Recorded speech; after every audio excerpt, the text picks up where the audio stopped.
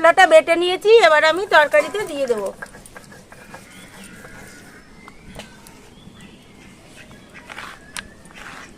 আকাশে প্রচন্ড মেঘ,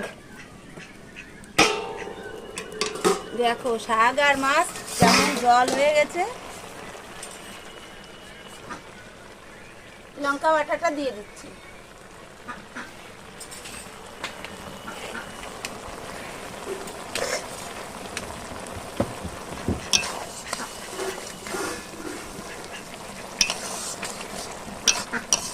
এবার জলটা সুন্দরভাবে শুকিয়ে যাবে,